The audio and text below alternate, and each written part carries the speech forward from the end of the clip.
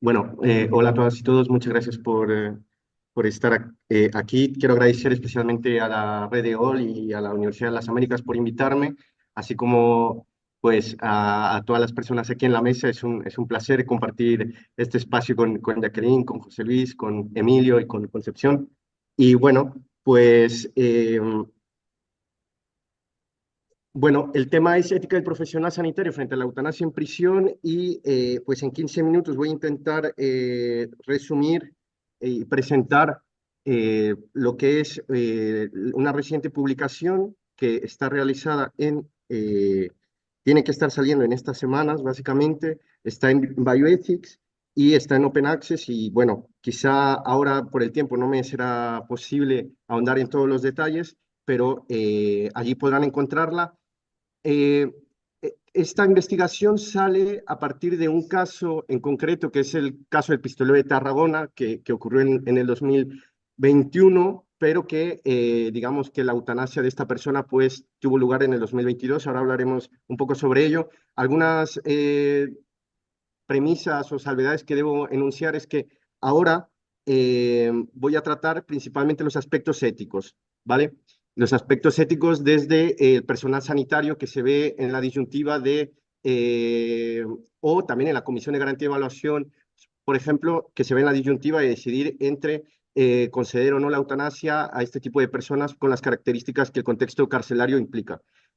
Aunque debo decir que los aspectos legales, que son muy interesantes también, estarán publicados en un capítulo del libro en las ediciones de Universidad de Salamanca, así que ahora me concentraré únicamente en los aspectos eh, éticos. Bueno, un poco de antecedentes. Marín Sabau nació en Rumanía, residente español, trabajador en la empresa Securitas, pues llevaba durante un tiempo sufriendo, según sus propias aseveraciones, pues acoso laboral. No le habían pagado algunas cosas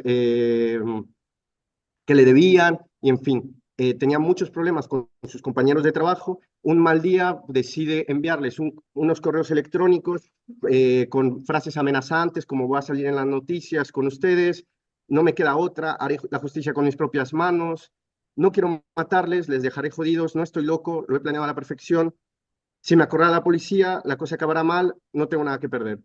A las pocas horas de la recepción de estos correos electrónicos en las oficinas de sus excompañeros, se presenta pues armado hasta los dientes y ataca a bocajarro a sus excompañeros de trabajo. No mata a ninguna, pero sí que hiere a algunas personas. Después de esto huye y perseguido por la policía, pues lo acorralan en una especie, Marín Sabau tiene que digamos, buscar refugio por allí en el campo, en un edificio allí un poco perdido, se atrinchera y bueno, todo el dispositivo policial que era alrededor. En el intercambio de disparos de la policía, pues una bala impacta en la espina dorsal y pues le causa tetraplegia, lo trasladan al hospital penitenciario y allí queda durante todo el tiempo básicamente de la solicitud de eutanasia. Eh, pues en España es uno de los casos más polémicos, yo me atrevería a decir, incluso también a nivel internacional, no el que más, pero sí que provoca ciertos aspectos conflictivos a tener en cuenta. Bueno, por allí algunos comentarios un poco que creo que no se ajustan a la realidad, pues la autopena de muerte comentaban por ahí, o ejecución por la puerta trasera. Estas son como algunas de los aspectos que se iban mencionando, digamos, como a nivel público, por lo que me daba la impresión que tenía que estudiar este tipo de casos, teniendo en cuenta pues un poco esta a veces desinformación o prejuicios o, o cosas relacionadas, ¿no? Bueno, este es un poco como la línea del tiempo del caso de Marín Sabao. El tiroteo es el 14 de diciembre del 2021, solicita la eutanasia en junio. Y a partir por ejemplo, aquí, la promoción ante juzgado de instrucción, las víctimas del pistolero, tanto policías como civiles que trabajaban allí en Securitas, interpusieron recursos ante el juzgado de instrucción para pausar la eutanasia. El juzgado de instrucción se lo negó y dijo, adelante con la eutanasia, y las víctimas luego fueron a la audiencia provincial, lo mismo. Esto ocasionó que, bueno, Sabau ya tenía esta fecha asignada, pero debido a los recursos interpuestos, la prolongaron, ¿vale? Y después las víctimas fueron incluso al Tribunal Constitucional, también se lo negaron, y finalmente fueron al Tribunal Europeo de Derechos Humanos, que va a analizar el caso, pero que decidió no suspender la eutanasia como medida provisional. Entonces, finalmente, tenemos que la eutanasia fue en 22 de agosto de 2022. Bueno, insisto que los aspectos legales de este caso serán muy interesantes tratarlos, pero quizás si no, también en la ronda de preguntas podríamos responderlas. Bueno, Marín Sabau tenía tetraplegia y a su vez sufría de dolor neuropático. Este dolor neuropático, según numerosas revisiones sistemáticas, pues es un dolor muy, muy intenso, una hiperalgesia que incluso con el mínimo roce pues causa sensaciones eléctricas en todo el cuerpo. También puede tener esta persona que lo sufre, pues incluso insomnio, depresión, etcétera. Y lo que quiero decir con esto, por ahí metiendo un par de revisiones sistemáticas, es que este dolor neuropático a raíz de su tetraplegia fue la causa que motivó a la Comisión de Garantía y Evaluación de decidir que esta persona podía acceder a la eutanasia, ¿vale? Bueno,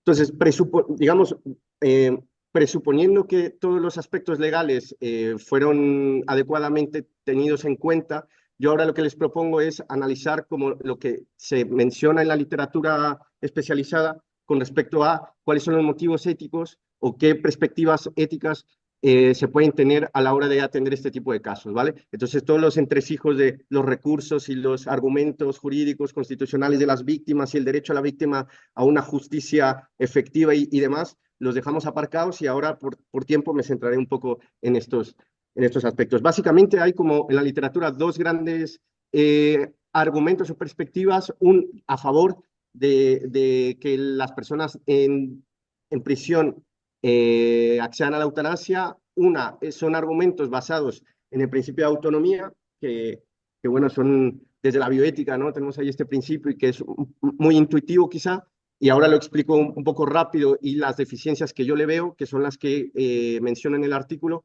Y también la segunda perspectiva es la equivalencia, el principio de equivalencia de cuidados, que es un poco va a la par de lo jurídico y de lo ético, y que también yo considero que existen deficiencias en ello, y que, bueno, ahora lo abordaremos. En el caso del respeto de la autonomía, pues esto básicamente es uno de los pilares de la eutanasia desde siempre, e incluso de las personas que tenían enfermedades terminales, no precisamente en casos de detención.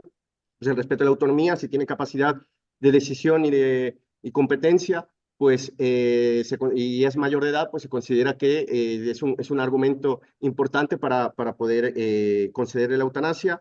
Además que también, bueno, es como básicamente el aspecto esencial que siempre se menciona en este tipo de solicitudes de eutanasia. Bueno, no voy a ahondar mucho en su naturaleza porque creo que es muy intuitiva, pero más bien voy a ahondar en las críticas que yo considero que pueden existir, ¿vale? Desde el aspecto, tenemos como dos tipos de responsabilidad en la autonomía, una negativa, una positiva. La negativa, las personas que escriben esto en la literatura, es que si una persona tiene capacidad de decisión y es competente y es mayor de edad, pues yo dejo que actúe. Esa es la negativa, ¿no? Un poco de omisión. Eh, por el contrario, la positiva, pues es cuando hay una especie de vínculo de responsabilidad o de casi, voy a utilizar esta palabra por acabar rápido, pero de obligación, digamos, de una persona de actuar activamente, ¿no? Directamente. Entonces, por el lado negativo, por el lado del aspecto negativo, considero que no es suficiente este argumento, porque mismamente en el caso de Sabau, que tenía una tetraplegia, necesita de una acción directa por parte de las personas. No se puede dejar al arbitrio de alguien que decida quitarse la vida en esta situación porque es imposible prácticamente, en términos prácticos y materiales, no puede propiciarse su propia muerte o realizar un suicidio asistido, por lo cual en este tipo de casos la autonomía negativa es insuficiente. Además, que no podemos olvidar que Sabau o cualquier otro detenido sigue bajo la responsabilidad estatal. Entonces no es una persona que está en libertad a la que se le debe respetar su autonomía de manera negativa, sino que está institucionalizado de cierta manera, está bajo la responsabilidad estatal. Además que se considera que no basta la mera voluntad de las personas, esto es unas críticas también que se hacen también desde la bioética, que no basta con que una persona, por muy mayor de edad o con capacidad de decisión que tenga, no basta su voluntad para que se materialice. Entonces, lo que se busca es cuáles son los motivos de fondo, no solamente formales de voluntad y autonomía, sino cuáles son los de fondo.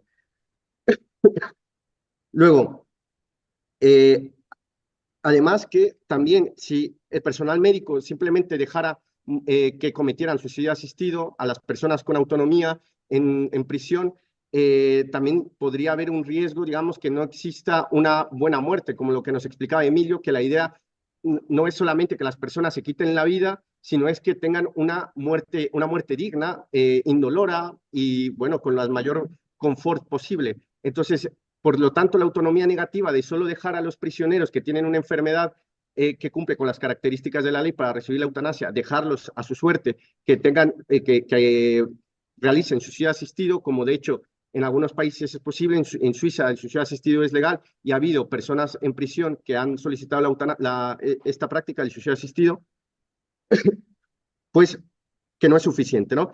Que necesita estos cuidados médicos para asegurarse de las medidas de confort y relacionado con esto.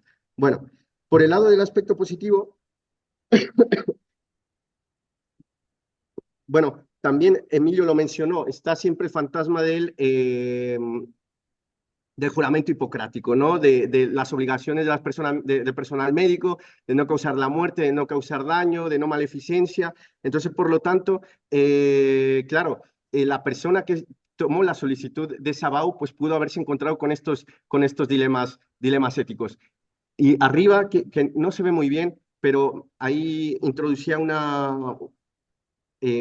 extracto de una revisión sistemática de la literatura que busca cuáles son los principales aspectos de moral distress o de incertidumbre moral en el personal médico que trata las solicitudes de eutanasia y una que se presenta constantemente como uno de los principales atributos del sentimiento moral de incertidumbre es la inhabilidad para decidir cuál es el curso o la medida de acción a tomar o cuál podría ser, digamos, el resultado más favorable. Entonces, en este caso, ¿cuál es el resultado más favorable? ¿Dejar que Sabau hubiera accedido a la eutanasia o no? Este es uno de los aspectos que causa mayor distrés moral de decidir en el caso del personal sanitario que recibe las solicitudes de eutanasia. Y bueno, entonces, por lo tanto, creo que eh, el respeto de la autonomía, tanto positiva y pasiva, creo que son necesarios, pero no suficientes. Esta es la idea que quizá no voy a lograr transmitir en detalle ahora, pero que esa es la idea principal del artículo. Y que son necesarios como una especie de prima facie, pero que no van al punto del asunto de por qué o cuál es la necesidad de esto, ¿no? La segunda dimensión que se menciona en la literatura de por qué es pertinente, según los casos, conceder la eutanasia a personas que están en prisión, es el principio de equivalencia de cuidados. Desde esto se menciona en algunos documentos legales, pues desde el siglo XX, 1982, por ejemplo, tenemos en 1990 principios de la ONU, también de los estándares mínimos para el tratamiento de personas en prisión, pues se menciona básicamente que todos los aspectos, todos los derechos en sanidad que se tengan fuera de prisión son los que deben también ser introducidos dentro de prisión. Entonces, las personas en libertad y las personas en prisión deben tener los mismos estándares de derechos. Eso es básicamente eso. Me queda poco tiempo. Hay muchas críticas también al respecto de ello. Básicamente, pues yo me centro diciendo que depende también de que sea una prestación sanitaria. Si solo nos basamos en este principio de equivalencia de cuidados, es necesario que la eutanasia y el suicidio asistido sean prestaciones sanitarias, es decir, que sean veladas por el Estado y pagadas con los impuestos. El problema es que no en todos los países el suicidio asistido, por ejemplo, es una prestación sanitaria. Entonces aquí ya no puede haber la exigencia de derechos porque fuera ya no es un derecho. ¿Me explico? Entonces corre el riesgo de que tampoco en la esfera de la prisión no los gocen. Además de que son sujetos pasivos las personas en prisión. Es decir, si los ciudadanos en libertad consiguen los derechos, bien, pero no se tienen en cuenta como tal el contexto en prisión. Por eso, y voy terminando, las personas consideran que, ¿cuánto me falta más o menos? ¿Ya? Vale. Vale, pues hay gente que considera que lo mejor es centrarnos no en la equivalencia de cuidados, sino en la equivalencia de resultados, principalmente. Tener en cuenta el contexto en prisión, que no es el mismo que fuera. Mismamente sabemos que hay enfermedades que ocurren más en prisión que en el contexto, digamos, en libertad, y que, bueno, por lo tanto, tampoco lo que defiendo es que este principio de equivalencia de cuidado es suficiente, y la propuesta que la dejo allí como